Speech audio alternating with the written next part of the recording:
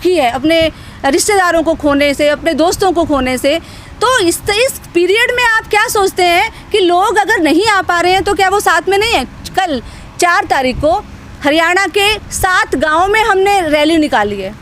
हमारे किसान संगठन, ऑल इंडिया किसान खेत मजदूर संगठन और उग्राहा ग्रुप ने हरियाणा के रोहतक जिले के 7 गाँव में रैलियां निकाली। घरों से निकल कर लोगों ने स्वागत किया आंदोलन का। तो बात ऐसी नहीं है कि आंदोलन से लोग अगर यहाँ नहीं आ रहे हैं तो जुड़ नहीं रहे हैं। आज अपने घरों में लोग जो बैठे हुए हैं वो भी आंदोलन का समर्थन कर रहे हैं। योगी जी आए, पूरे उत्तर प्रदेश में घूमकर आराम से चले गए और वहाँ पे खट्टर का हेलीकॉप्टर नहीं उतरने दिया जाता है। क्या सरकार से कुछ साठगांठ है कि किसानों की?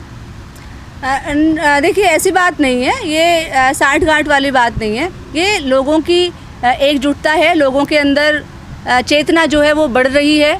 और सिर्फ आंदोलन यही नहीं होता है कि कोई जो नेता है वो अगर आता है और उसका लोग विरोध नहीं करते हैं तो वो आंदोलन नहीं कर रहे हैं। इससे आप अंदाज़ा मत लगाइए, इसी से आप कंक्लूड मत करिए कि लोग आंदोलन नहीं कर रहे हैं। आवाज़ उठा रहे हैं लोग, अपनी बात को पहुंचा रहे हैं। खड़ा हो रहा ना, किसान नेता खुद ही आवाज़ उठा रहे हैं कि यूपी का किसान क्या कर रहा है।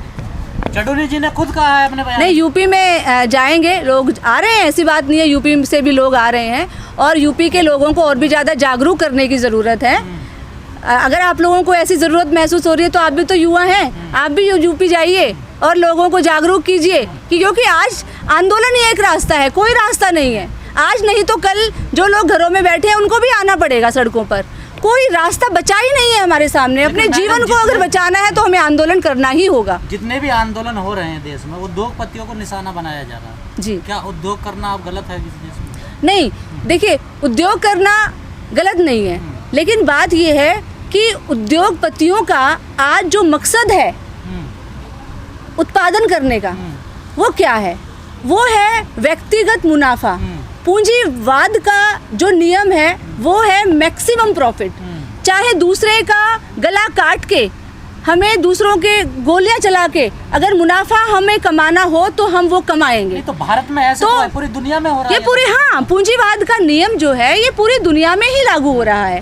तो ये जो पूंजीवादी व्यवस्था है, ये तो इसकी तो बुनियाद ही ये है कि ये जनता के जो संसाधन है उनके ऊपर कब्जा करके बैठे हुए हैं और उसका जो मुनाफा हो रहा है उसको खुद ले लेते हैं। मुनाफा जाना चाहिए जनता को। ये जितनी फैक्ट्रियाँ, आज जब हमारा देश आज़ाद हुआ था तो कांग्रेस पार्टी ने जितने भी हमारे स्टील उद्योग था, जितने कोल उद्योग थे, अभी रेलवे, मोदी ने तो अभी रेलवे को, ये किसकी संपत्ति है? ये तो हमारी संपत्ति है ना, देश की जनता की संपत्ति है। लेकिन मालिकाना किसका है? पूंजीपति वर्ग का। और मालिकाना क्यों है भाई? तुम अगर मालिकाना अब खुद ले रहे हो तो पर्पस क्या है उसके पीछे? उसके पीछे पर्पस क्या? लोक कल्याण है, जनता का कल्याण करना है। आपका मकसद जनता का कल्याण करना नहीं है, आपका मकसद है खुद का कल्याण करना, खुद की जेब भरना। एक पूंजीपति इसीलिए खराब है। उद्योग, अगर आप उद्योग, सरकार, इसलिए हम मांग करते हैं कि सरकार क्यों नहीं रेलवे चला रही है? सरकार इतने साल तक, हमारे देश को आज़ाद हुए 75 साल होने जा रहे हैं, अभी तक हमारे सरकार के पास थी रेलवे। घाटा भी अगर सरकार का अगर हो रहा था तो इसके लिए कौन जिम्मेदार है? उसके लिए भी सरकार ही जिम्मेदार है। क्या आप चाहते हैं बैलेंस बना रहे? जी, सरकार को ही उद्योग धंधे, प्राइवेट सेक्टर को बंद करना चाहिए, पब्लिक सेक्टर को ज़्यादा से ज़्यादा खोलना चाहिए जनता के लिए। चाइना कैसे बनेगा भारत? चाइना तो बिल्कुल जमीन फ्री देता, आइए कंपनी स्वागत करता है। देखिए, चाइना में दुनिया पे राज कर रहा है। चाइना में आम जनता का शोषण नहीं हो रहा है, बात ऐसी नहीं है। वहाँ पर भी पूंजीपतियों का ही राज है। अगर आप लोग ये सोचते हैं कि चाइना एक समाजवादी राष्ट्र है, ये वो समाजवादी चेहरा उसका ख़त्म हो चुका है। वो एक पूंजीवादी देश है और पूंजीवाद का नियम वो रशिया में भी वही लागू हो रहा है, चाइना में भी वही लागू हो रहा है और अमेरिका में भी वही लागू हो रहा है और भारत में भी वही लागू हो रहा है। पूंजीवाद का नियम ही है शोषण करना। आम जनता का, आम आदमी का पूंजीवाद में कोई अस्तित्व नहीं है, उसके लिए सोचना नहीं है। लोग पूंजीवाद के खिलाफ लड़ रहे हैं वो दुनिया से खत्म होते जा रहे हैं। देखिए, बात ऐसी नहीं है, ये सिर्फ प्रचार किया जा रहा है। ये प्रचार है क्योंकि पूंजीपतियों के पास आज धन है, संपत्ति है, उनके पास ताकत है।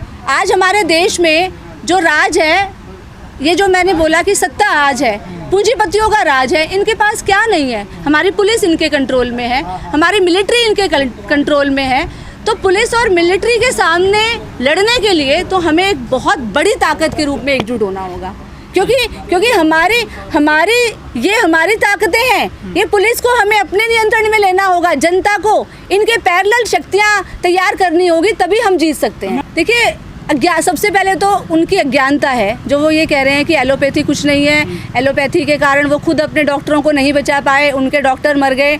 ये सारी चीज़ें जो हैं ये उनकी क्या कहेंगे, मतलब वो दिवालिया हो चुके हैं, उनके अंदर कोई भी ज्ञान नहीं है।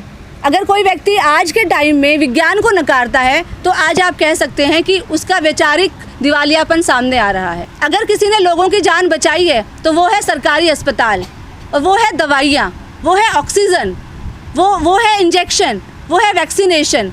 इसके बावजूद भी अगर कोई ऐसी बात करता है तो उसको सामाजिक रूप से उसका बहिष्कार किया जाना चाहिए।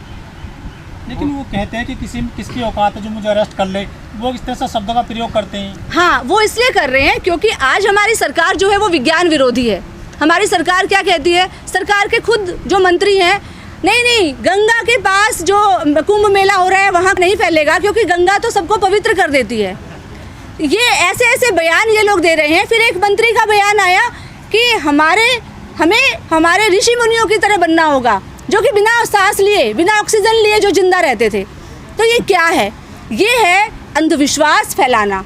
आज इसीलिए हमारे देश की जनता भी इतना अंधविश्वासी हो गई है कि वो लोग हॉस्पिटल नहीं आ रहे हैं। वो सोचते हैं कि पीपल के पेड़ के नीचे बैठ जाओ, पीपल के पेड़ के नीचे मरीजों को सुला दो तो ठीक हो जाएंगे। इसका असर रामदेव पर नहीं पड़ रहा है क्या?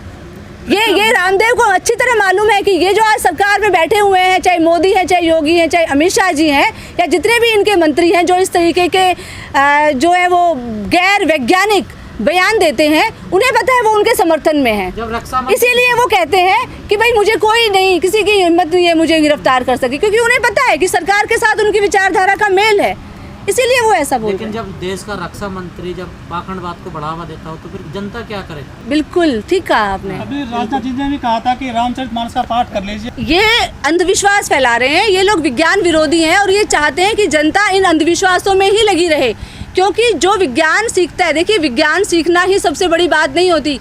जो साइंटिफिक बेंट ऑफ माइंड होता है, तार्किक रूप से सोचना, सवाल उठाना, आज ये सवालों के विरोधी हैं। ये नहीं चाहते कि कोई आंख से आंख मिलाकर इनके सामने सवाल उठाए, इसीलिए ये चाहते हैं कि लोग अंधविश्वास में डूबे रहें, लोगों के अंदर साइंटिफिक सोच ना जाए, तार्किक सोच ना जाए, और ये इसी तरीके से ये राज भी कायम करना चाहते हैं। ये लोग तो मनुस्मृति वाले हैं ना, ये कहते हैं कि हमें मनुस्मृति को लागू करना है। जो देश का संविधान है वो मनुस्मृति, उसको हटाकर मनुस्मृति लागू करने चाहिए। क्या है ये मनुस्मृति? यही है कि ब्राह्मणवाद, फिर हिंदूवाद, इसको बढ़ावा दिया जाए और जनता का जितना शोषण हो सके वो शोषण जो है ये कर पाएँ और अपना राज चला पाएँ। लोकतंत्र आया ही है ना, इसीलिए ही वैज्ञानिक सोच के आधार पर ही तो लोकतंत्र आया, लेकिन ये लोग लोकतंत्र को ही ख़त्म करना चाह रहे हैं।